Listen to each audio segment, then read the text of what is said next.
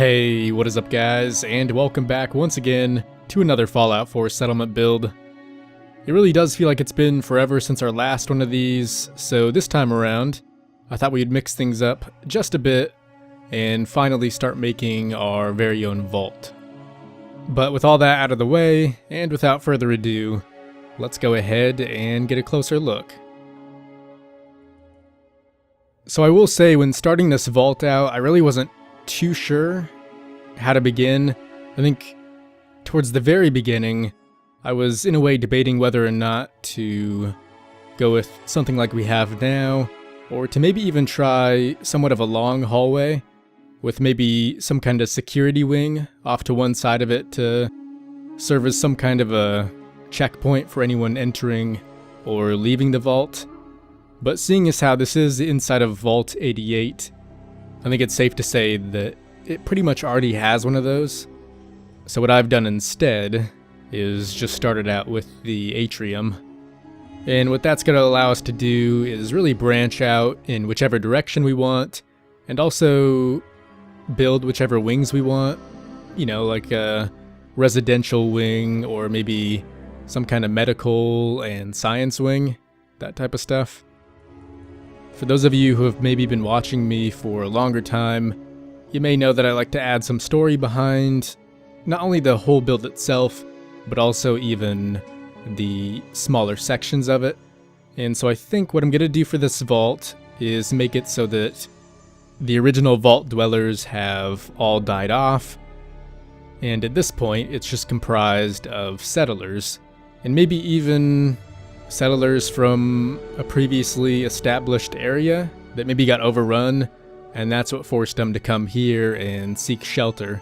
And I think the benefit to doing it that way is that we can have a lot of the pre-war type items that are still in, you know, decent condition, similar to what you would see in a building like Tempany Tower from Fallout 3.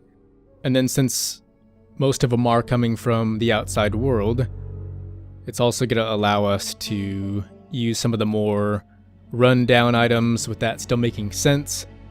And I think that way we can have each store that's run by someone be really personalized. You know, say if someone came from Far Harbor, they might have their store or bedroom decorated with some buoys and maybe even some vim, or just other things from that island. Now, really, I could go on and on about that stuff, but for the sake of time, we'll go ahead and start taking a closer look at some of the other details that we have set up. And I guess for those of you who maybe want to try and recreate this, what I've got going right now is somewhat of a 2-story atrium, and it's a 5 by 5 square area. And I guess you could say that big area up there would count as a 3rd story, but for this room, I would say it's just the 2, although the overseer's office will definitely be put up there. And so in terms of where this area branches out, as of now, we have the stairs that just lead up to the 2nd story, a door that doesn't really go anywhere yet, although as you may have noticed, the signs are kind of indicating that that may be where I decide to stick a reactor room, or like I was saying earlier, maybe some kind of a medical wing, and I think that would go rather nicely right there. And then moving on, this door right beneath the overseer's office will most likely lead to some stairs that lead up there, and also maybe to some sort of a larger shopping district. And all the way on the far left is the cafeteria, and just to the right of this are some more stairs that lead up to the residential area. And by the way, you can also access most of these areas from the 2nd floor. But before we take a closer look up there, we'll go ahead and work our way around the downstairs first. So right over here, this is kind of the main hangout area, so dwellers could play a game of pool, sit down and read some books, or even grab what's hopefully a fresh Nuka-Cola from the vending machine.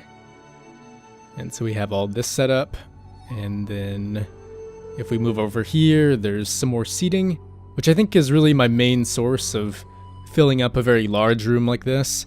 And I gotta be honest, I never really enjoyed making really big areas. I think from day one, I've always preferred building inside smaller rooms, just because not only do I find them to be a bit more manageable, but I kinda like the cozy feeling as well. And in a way, I guess I have tried to replicate that here. It's just that the vast amount of open space has really made that quite a challenge.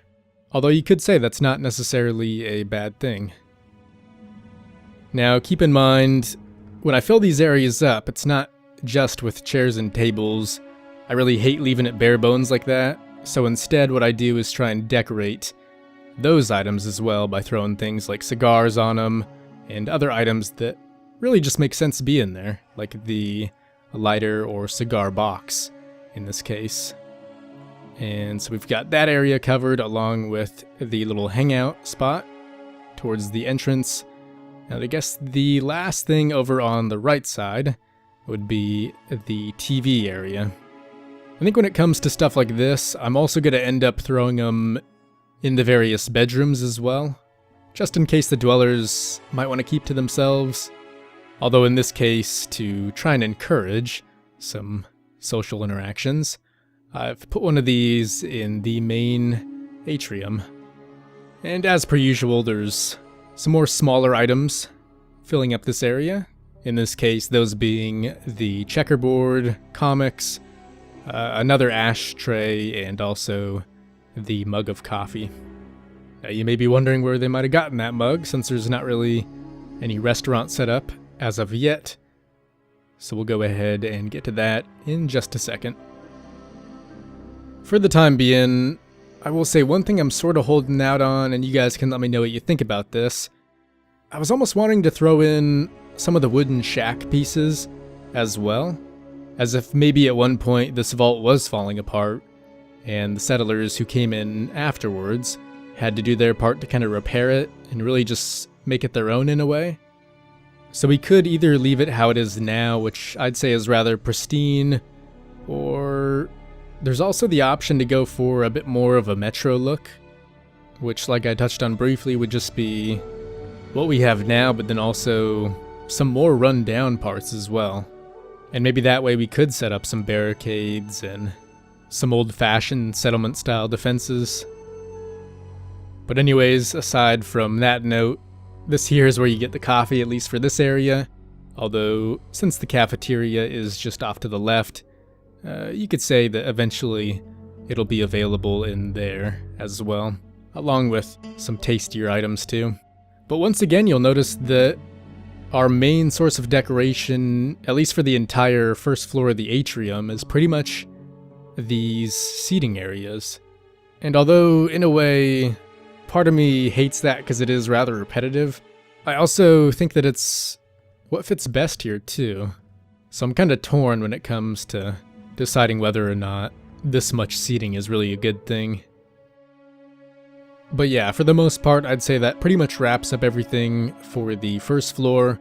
And then I guess a few more recommendations I would have to give would be to throw some greenery down, like I've done with the pots of plants. And also put some things up on the walls as well, because without items like pictures or even clocks, the walls tend to look very barren and empty, at least in my opinion. Another thing I was kind of wondering is why Bethesda never thought to put in some vault-style elevators. I mean, to me that just seems like common sense. And I know we do have elevators in the game that came with the Contraptions DLC, but I gotta admit they are pretty ratty looking. Now I suppose if we do end up going for that mix between a pristine vault and what we have now, then those might work. But since you can't really put walls around them, it also sort of ruins the immersion of you thinking that you're actually in a vault. So I really don't know when it comes to those, but I guess we'll have to wait and see. When it comes to the second floor, obviously you guys don't know this yet, but we do have quite a bit more room than we did before, just because originally we didn't have these three squares. It was just a very narrow walkway here, and the same thing goes for the other side. But I just really thought that was way too small, so I opened it up a bit, and I also think that looks a bit nicer too. Moving on, we'll go ahead and touch briefly on the floor plan for the second story.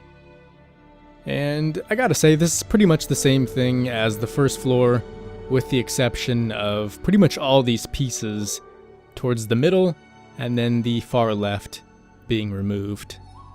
And it may seem like a simple layout now, but I'll be the first to admit that when it comes to the atrium, it's really tricky to kind of find out what works and what doesn't. And I think I must have tried at least 10 different designs before I finally narrowed it down to this one. With all of that being said, though, I think that just about covers everything for the atrium. But yeah, guys, hopefully you enjoyed what we have so far, and feel free to let me know what you thought down in the comments. And also, if you have any ideas for stuff we could add to the vault, or even buildings for our raider settlement, I would love to hear those as well. But anyways, thanks again for watching. Once again, hopefully you did enjoy it. And as always, I will see you in the next one.